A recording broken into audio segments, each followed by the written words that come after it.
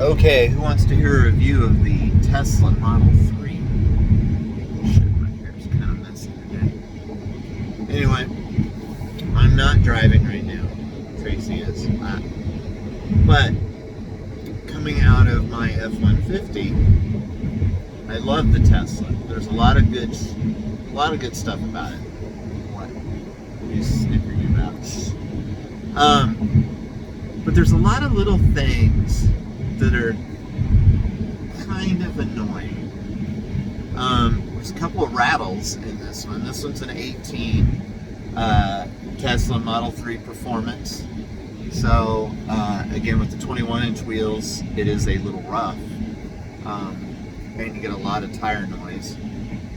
Of course, there's no motor. But there's a lot of that are just a little too difficult for navigating back. But climate control. The vent thing is really cool. Don't get me wrong, because it blows, and you can adjust it. So now to adjust the vent, oh no, you don't reach for any little thing. You've got to do multiple steps to adjust the airflow. So first you got to go to the main screen because everything's on the screen, which I'm a techie. I like shit like that. But you got to swipe up to pull up the little menu, and now just to adjust the airflow, then you got to touch and drag the airflow around. Now it's really kind of cool, but if you're driving and you just want to move the vent a little bit so it's not like blowing on your ear or whatever, it's not as easy as just reaching and doing it with your hand until you feel it where you want to go. So there's a couple of little things that are just, it's too many steps to do it. It should be a lot easier. The cool glove box. Now it's a simple two-step, hit the car button, hit glove box. But it's 2 steps just to open the glove box.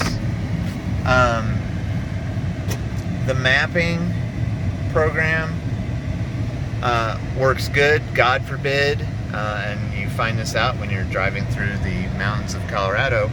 God forbid you don't have a destination in there and you're up in the mountains, because if you don't have internet, you don't get anything. It's not like Google Maps where you can pre-download your data so that all the route information, so that even if you're not in cell range, you can still have your directions.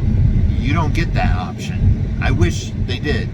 And the biggest thing, honestly, is sometimes it's so much easier in my F-150 with the phone hooked up on either, I've got 2 phones. I've got an iPhone for work and I've got an Android for personal. If you got Android Auto or Apple CarPlay running, it's so much easier, and you don't have that option in the Tesla. So that's kind of odd. I think that they haven't done that, because while the Tesla Maps uses Google Maps as its base, there's a lot of things that Google Maps does better and Google Navigation does better. After having lived with this car now for a full week, and we've driven, I don't know, 1,000 or 2,000 miles on it, there's just a lot of little weird things. I was prepared for rattles because I've researched Teslas enough, so I know that it's not uncommon. This is an 18, so I don't know how early a production run this one is, but I don't know how to find that out either. Let's see if we can find out. But we did rent this thing on Turo, and if you've got a chance to rent one, do it, because it's way cool. That's our software update. I don't know how you find out when its in-service date is. I don't know. Anyway, so I'm still looking. First getting into it, there's a lot of shit to get used to. The speedometer thing, way easy to get used to that. Tracy, are you... The speedometer being in the corner. You gonna say anything? I don't know. It's a video, you can speak. But, oops, sorry, as long as I don't cover the lens on there. So anyway, overall though, do I still want one? Oh yeah, because it's way cool. This one does have, of course, all the Model 3s come with Autopilot now. I think all the Teslas come with Autopilot. But you do have to pay now $8,000 because we're after July 1, 2020 for the full self-navigating. This one does have that option. So you do get the navigate on Autopilot if you want, where she will change lanes and everything for you. And will do it automatically, which is kind of creepy. It is creepy to get used to Autopilot at first. I thought I would get used to it a lot faster than I did, because you just got to trust it. And if you don't trust technology, you will not like driving on Autopilot, because you got to trust the car is going to do the right thing. And she does like to hold, the Autopilot likes to hold to the right of the highway, and when I'm driving, I kind of hold to the left, like if you're in the fast lane. She likes to hold that middle lane, and when you're on a divided highway and you're in the left lane and there's a car in the right lane, it can get a little kind of creepy close. Yeah. Don't you agree? Yes. Yeah. But it holds the lane. There was one point a car did a very quick maneuver in front, and all of a sudden you get the take control now thing because somebody cut in front and she didn't like that. But overall, it's still really cool. I think if you drove it for a month or two, you'd really get used to it. The regenerative braking takes a little while to get used to, but coming down the mountain from Pikes Peak, never touch the brakes. You're putting power back in. We actually gained like 20 miles of distance coming down the mountain, so it was actually kind of a net. The power we used going up, we almost got everything back coming down, so that was kind of cool. It's very weird to get used to watching your gas gauge. Basically, we're heading to a charger actually, but sorry, it's kind of bumpy, but it's weird to watch your gas change. I mean, we're used to seeing, or it's not a gas gauge, you're used to seeing your fuel indicator go down as you drive, and we're getting ready to go up the mountain, so it's going to go down. But then as we're coming down the mountain, your fuel gauge goes up, so you gain range coming down the mountain. So it's just very weird to kind of get used to that, so you can't like freak. But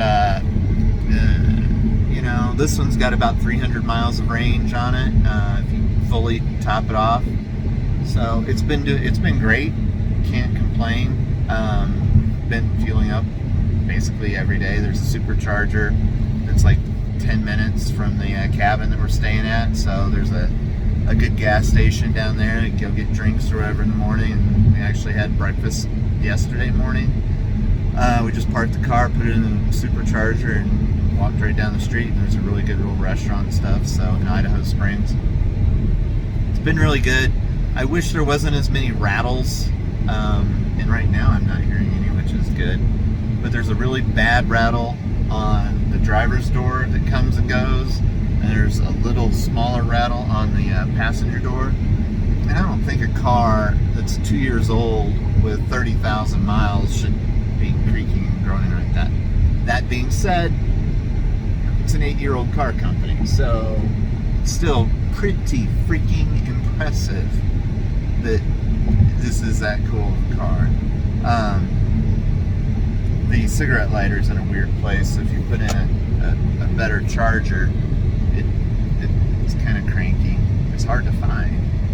But that's it. The vinyl seats, the vegan leather, yeah, they're vinyl. I mean, it's still nice.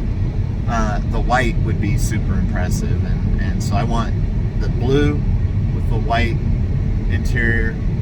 I'd love a Model S, but those are still so expensive. But you get a brand new Model 3 for about the same price as a used Model S. So anyway, that's it. Coming to you live from Winter Park, Colorado right now. We're up in the Rockies. It's gorgeous up here. It's the middle of July. It's beautiful. Oh, here it is. I'll show you the view out the window since I'm not driving. It's gorgeous. Honestly though, I can't wait to get back to the airport in Pensacola and get back in my F-150 because I do miss it. But when that one's done and it's time for a new car, this is very very, very, very much going to be in the contention of vehicles I get. Oh, they're not running the little ski lift things over here. But anyway, that's it. Thanks for listening. So my honest review of the Tesla Model 3 performance, I would go for the Tesla Model 3 long range and lose the performance because I'd rather have the thicker tires. And I mean, this thing is freaking fast. So it is amazingly fast. Whether, I mean, you know, I don't know if it's worth that much more. I'd rather have a few more miles of range on it and still get all the premium. But after hearing the sound system and everything in here, I definitely would want at least the long range so you get the full premium package. The standard range plus where you get 250 miles of range, and that's maxing your charge level. That's doing 100%. So you're going to be having 200 miles of range. That'd be good if you're just going to commute with it. If you're going to do road trips, get as much range as you can. But go for that long range is the one I would go for. So, unless I found a killer deal on a performance, like if dude wanted to sell this one, yeah, I would be hard pressed not to consider it. But I'd rather get new because there's going to be issues. And the white interior is just amazing. That's it. Have fun. Bye from Colorado. Say bye. Bye.